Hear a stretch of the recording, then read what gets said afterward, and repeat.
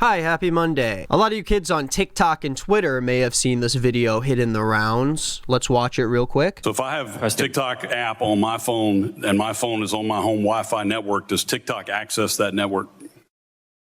It will have to access the network to get connections to the internet, if that's the question. Okay, so there's a lot of context to that clip, but let's just jump into it and see what this is all about. Recently, there's been a lot of internet uproar about this potential TikTok ban that the government is interested in. Many of our politicians seem to so passionately believe that TikTok is a national security threat and that it has ties to the CCP or the Chinese government, which means it's bad because it's from China. So on Thursday, the TikTok CEO went to Washington, D.C. to testify before Congress to answer some hard-hitting questions about his company and whether or not it should be banned in this country. And of course, I'm going to talk about what my personal opinion is, but I think we can all agree that as a massive company, TikTok definitely does have some hidden and underlying issues with the application as it pertains to its users. Its algorithm is well known to be very powerful, and it tends to send specific users down pipelines or rabbit holes that may be considered racist or bigoted. The way that the algorithm shows content to its users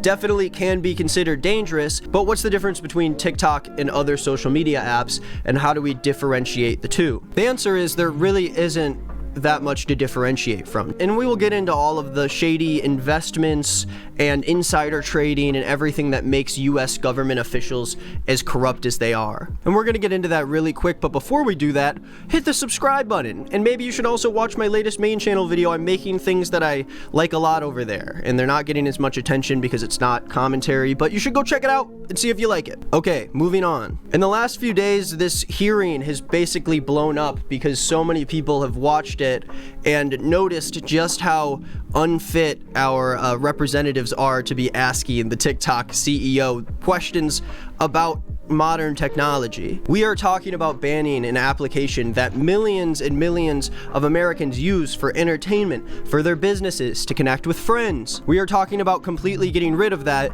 and the people who get to decide that are people who don't understand how that technology works in the first place. So the clip I'm gonna watch right now is from Representative Carter from Georgia. Behind him, he has a poster that says deadly TikTok challenges, how to pass out. It has a girl blowing smoke out her nose. It's got a car's ignition. Of course, us as Gen Zers understand that these challenges are awesome, but the older generation doesn't understand how cool those challenges really are and how awesome. Let's see what Representative Carter has to say. Can you tell me right now? There's something so funny about Southern older gentlemen, especially the ones that tend to be so into the whole like right-wing, libs are ruining the country, we need to have guns, this and that. And then they sound like this guy. That's not fair. You can't have that voice and then tell Americans that men need to act like men and women need to stay where they are. Can you say with 100% certainty that TikTok does not use the phone's camera to determine whether the content that elicits a pupil dilation should be amplified by the algorithm? Okay, so this might be very confusing to anyone who's got like a grasp on how technology works, how AI works. But what the congressperson is asking here today is whether or not TikTok can see when your pupils dilate while you're watching a TikTok, so they can know to use that information in the algorithm to feed you more content that dilates your pupils, which I guess means that you enjoy it or you're getting like a dopamine rush from the content or something. I don't know. I think it's like those Subway Surfers videos, you know? They scan your eyeballs while you're watching it, and you're so stuck in this stimulation loop that your pupils dilate, and TikTok takes that information and feeds more to you. We do not collect body, face, or voice data to identify our users. You don't?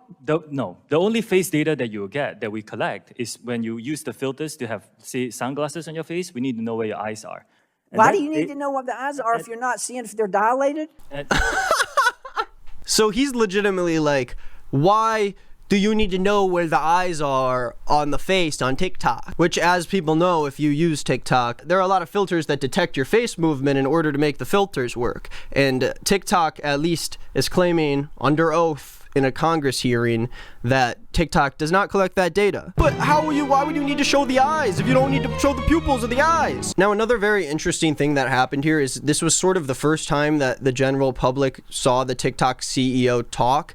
And there are a few things that are at least a little shady about it, at least for me. CEOs of social media apps tend to have certain reputations about them. And TikTok CEO seemed to have come out of nowhere and is also like very good at talking to a camera and testifying before Congress and at showing himself to be very well put together. But before this, for some reason, TikTok didn't really show off their CEO. He wasn't really ahead of the business, and now we're seeing him in front of Congress, seemingly very sharp and very likable to the public. Now, I want to take this moment to remind people that this is a CEO of a massive company that does not treat its users or creators nice at all. And furthermore, the algorithm tends to bring a lot of people, which tend to be very young, towards pipelines that, like I said, are very racist, bigoted, and are not good for children to see or interact with. All of these things are things we should be worrying about, but whether or not the pupils are being dilated and whether or not AI is scanning our face, I would say, is not on that list. Although TikTok came out of this very much on top because of their CEO and because of how stupid this country is, we cannot forget that CEOs of multi-billion-dollar companies are not our friends. Another thing you can see is if you go to twitter.com over here, I can scroll down to the 5th tweet and watch. Yes, that is a fan cam of the CEO of TikTok. Again, although it may look like TikTok is your friend here and they are protecting Americans, just because we are both rooting for the same thing does not mean that they are your friend. But despite all of that, it's still hard to not watch this and be on TikTok's side. It's still hard to watch this and be on the side of a company that definitely pretends to care about you, but doesn't really. Here's a video that says, TikTok CEO post-congressional hearing. This guy is unflappable. If you compare him to Musk, then Musk is a man-child. A lot was said at the hearing, but I hope you heard the message that it is our responsibility to protect more than 150 million Americans. We will continue to protect your data from unauthorized foreign access. Now, in the US, American data will be stored on American soil by an American company overseen by American personnel. That's a little bit of a recap on what he said, and in most of the ways I do agree with him. I think he correctly addressed the problems people are worried about and what steps they are going to take to make that happen. Because at the end of the day, America is a huge part of TikTok's audience base, and if people didn't have easy access to it, then that's a big bad thing for TikTok. So again, TikTok's not your friend, but we can continue to make fun of how dumb our country is because they don't even have people who can correctly ask questions that will be important to know from the TikTok CEO. Questions that actually do address problems that we have with the application. But instead, we are worried about whether or not they're scanning our faces and they're taking our data and doing all this shady stuff that Facebook has been doing for 20 years now. Again, we do not collect body, face, or voice data to identify our users. I find that hard to believe. It's our understanding that they're looking at the eyes. How do you determine what age they are then?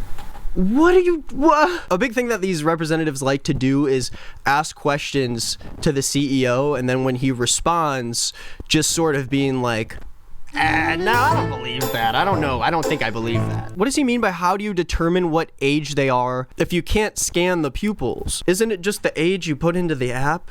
We rely on age gating as our key age assurance. Age gating, which is when you ask the user what age they are. Yep, that's usually what you do on different social media apps is they ask you what your birthday is. That's one of the first things they do. We have also developed some tools where we look at their public profile to go through the videos that they post to see whether... Well, that's creepy. Tell me more about that. It's public. So if you post a video... These things, as we are watching right now unfold, are things that every social media user knows when they are getting into these websites. It is not fair, the kind of data that gets taken from people online. It is definitely not.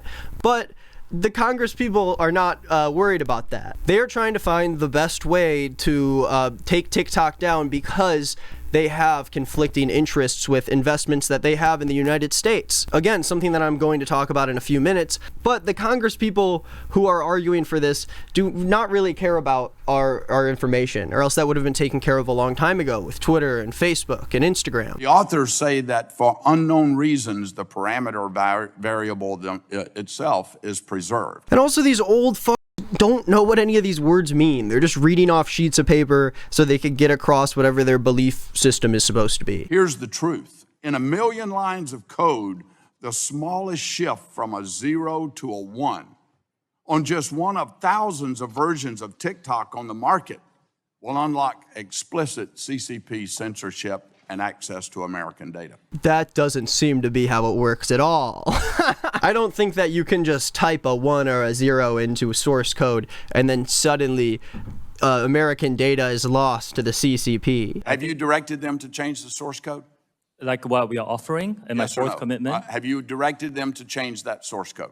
Congressman, if you give me a bit of time to just No, explain this. I don't. It's a yes or no question. You see Congress people, again, not really letting him answer the question. We will see a big version of that later in this video. Remember, if these representatives truly believe that they are in the right about something, they should not be afraid for their opponent or whatever to talk about the answers that they're questioning him for.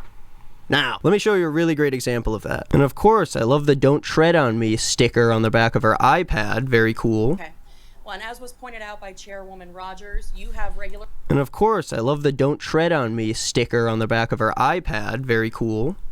contact with Chinese Communist Party Secretary, Mr. Zhang Fuping, who is your boss at ByteDance, correct? No.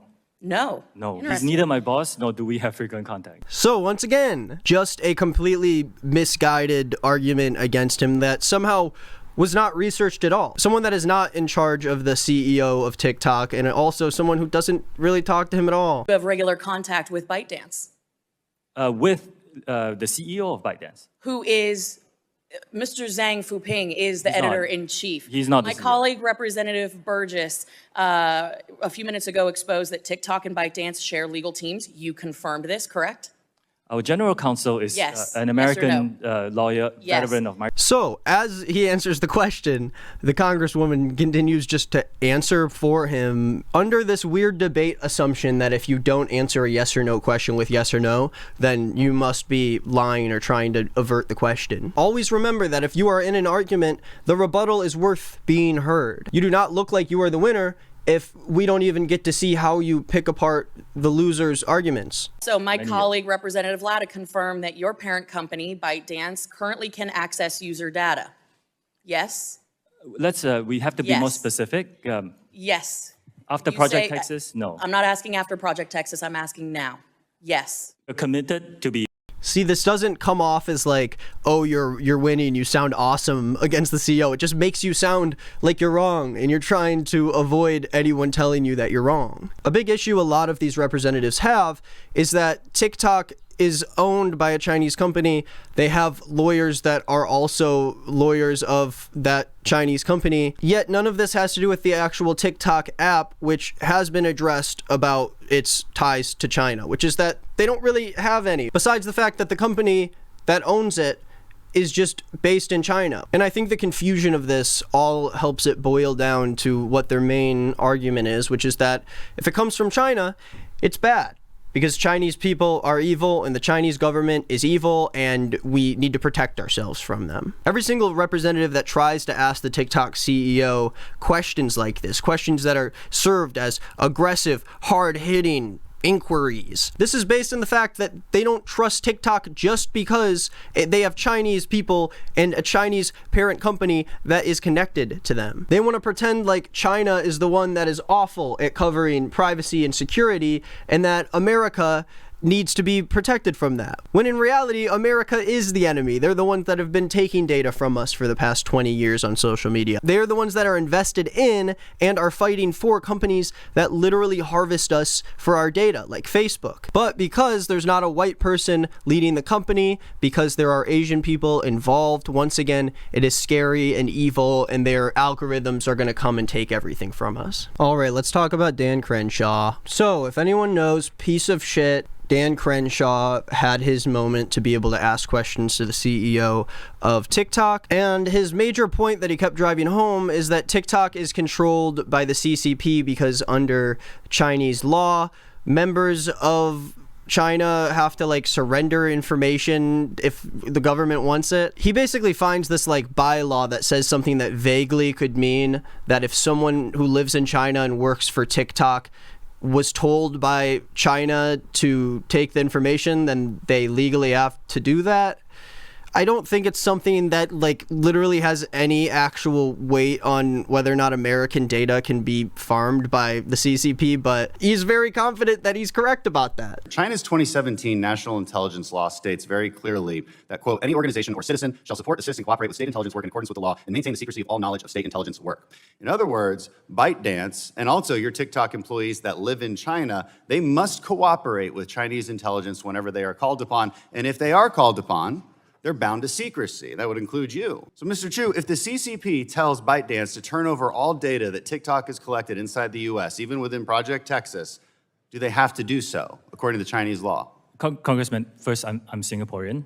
That's fine. So the actual CEO who is defending his company against this case isn't even Chinese. He's from Singapore. So how would this law affect any of his own personal business that he runs? Obviously, Dan Crenshaw goes on to explain that if there's any members that are a part of the party or associated anyway working in the company, that still provides a risk.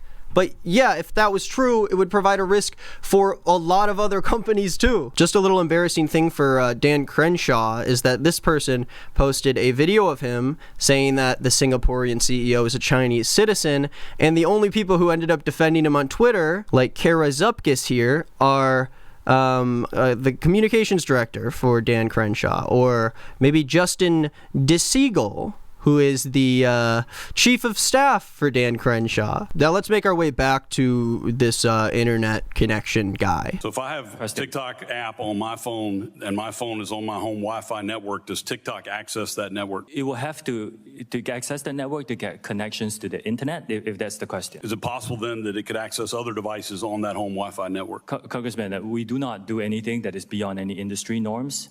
I believe the answer to your question is no. It could be technical. Let me get back to you. So it does seem pretty stupid at first. He does kind of come around to make some sort of point, which I think is basically would be the appropriate age to have a child. I believe what he's trying to say is that if TikTok is connected to your home Wi-Fi network, if a device is connected to your home Wi-Fi network, you can gain access to the entire network, which would be connected to other devices, and so on, so on. But I think the most important thing that the CEO says here is that they don't do anything beyond industry norms. They, of course, need to connect to the internet if someone wants to use TikTok on Wi-Fi, but that is up to the choice of the person who has the phone that has TikTok on it, obviously. The only reason, again, why this is being questioned just for TikTok and not every other social media app is because TikTok is not run by American people. And the biggest reason why it seems like so many of these old hags tend to be so angry about TikTok, they're so aggressive, is because they really do want TikTok to get banned, but not because of any privacy reasons.